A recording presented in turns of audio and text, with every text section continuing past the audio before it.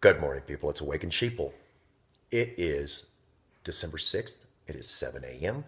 The word of the day is the 21-day delay, the 21-day pause, the 21-day break. That's what we're in, is a 21-day break. Pause, waiting, resting, waiting for the last of the bride to Christ to get ready to go to Christ. I mean, whatever sins or problems people are having, there's just a few left that aren't ready. People thought we were going by Thanksgiving, and I can tell you right now, I've seen the season we get taken up in, and it's called winter. Winter starts on the 21st of December. The point from the 29th of November when he said, this is the last of that book, and we're starting a new chapter. Everything tomorrow changes is what he said. 21 days from that point, he said rest. 21 days. That's the little bride of Christ. So don't expect the rapture until after the 21st. So, because I've seen the Christmas lights, they're hung. Sometimes they get hung early. Sometimes they stay up late. You don't know. So I'm just going to put it out there to like maybe April, but in January it's going to be raining rocks. I know that. I've seen that. If you care about your family, tell them to go down and get some quarter-inch OSB sheets of particle OSB press board. Get themselves a few sheets of tarp. Get themselves a couple of 50-foot cords of silk rope, some screws, duct tape, Gorilla tape, whatever you want to call it. Get a couple rolls of that. Get some 5-gallon jugs of water and put it in your house in a safe place. These are preparing your house for your family. It's not for you. It's for your family. They're going to look for you, but they're not going to find you. We're going to be there watching over them after we get our break and get training in heaven.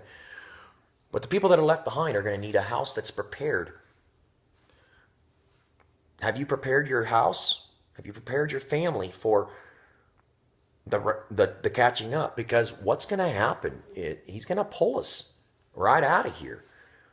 And whatever is left behind is left undone. I mean, and once it's done, it's done. It doesn't go back unless he takes us all the way back to the beginning. And he does that later. But my point is, don't expect it before the 21st. And then just live every day in prayer like it's your last day and that till after.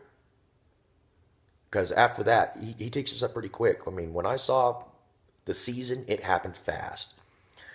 But I will not put a date nor a time on it. But it does happen after the 21st because winter starts on the longest day of the year, the 21st. And it's been celebrated and worshipped for thousands of years by different groups of people around the world. They worship the seasons. God doesn't worship them, but he has them. He ordained them. And he said he would tell us the season. The season is going to be winter. Okay? That's the only time Christmas lights get hung up is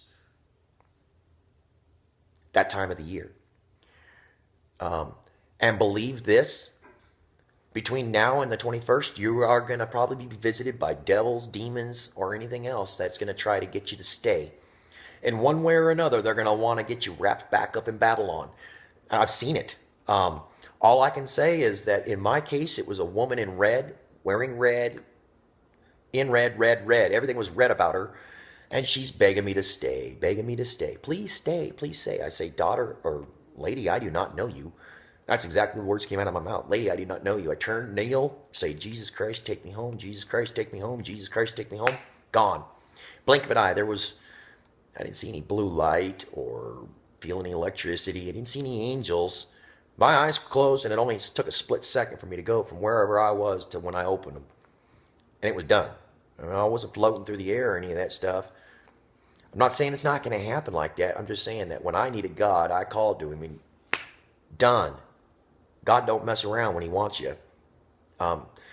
So, if you care about your family, go down to Home Depot. Pick up some sheets of quarter-inch OSB. Pick up some tarps. Pick up some duct tape.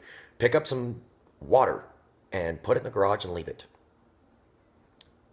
These things are to block up your... It's winter. 21st, winter. It was negative 15 degrees here this morning, folks. Negative 15. If you don't have nothing to block up your windows, when the windows get broke, if a rock comes through it, if an earthquake happens, your windows shatter, what are you going to do? Sit in a cold house? If you're waiting on power to warm your house and there's no power, how are you going to warm it? Do you have a little propane heater you got ready to go? Is your house prepared?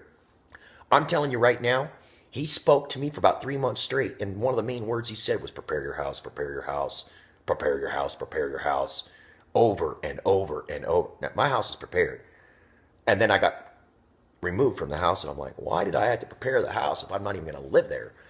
He had different other plans for me, though, so he just wanted me to get the house prepared.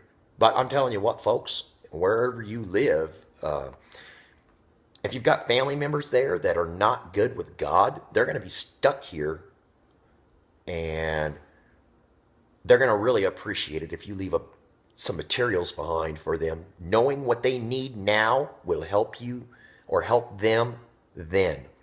So if they can walk out to the garage and see a note sitting on the door that says the wood's behind the box or whatever, and they go over there to the corner and they find all this wood or tarps and rope, and they can go board up or tape up their windows, because 3 days of darkness, I keep thinking volcanic eruption, ash clouds, people wearing dust masks.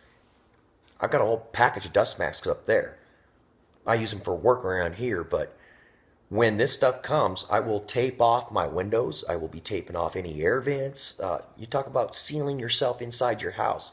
Get your house prepared for an event. Okay? Okay? Just go to him in prayer and say, what do I need? Is this house going to be destroyed, or is it going to stand when...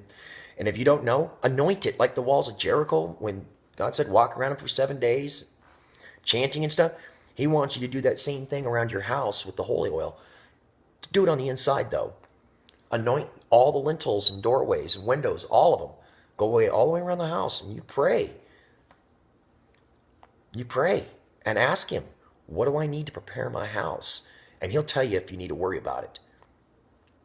The main thing for me was I was worried about my family. What's going to happen to them? Because they didn't believe, They're like, you're just nuts, and you're out there, and you go too deep with the Word of God. I'm like, what is too deep with the Word of God? God's real. You like to run around and use his name in vain and name your own kid with his name in vain, and that's a game I'm not going to play. I'm sorry, I'm just not like that. But once we're gone, they're going to see the truth, and they're going to need that compassion that we had now to get them through what they're going to go through then. My whole thing was get some extra sheets of wood, put in your garage. Get some extra tarps. Don't even open them up out of the package. Just stick them on the shelf. You never know when you might need them. Get a couple rolls of duct tape. Throw it out there with a couple rolls of rope. Throw it out there and some screws. And if the windows are broken or anything, they can at least board up the windows. I don't know about you, but when you're talking about 100-pound hailstones coming out of the heavens, things are going to get broke. God bless each and every single one of you. Take those words seriously. 100-pound hailstones. They're going to break things. Your house might be protected, but I've seen it raining rocks into windows, so get ready.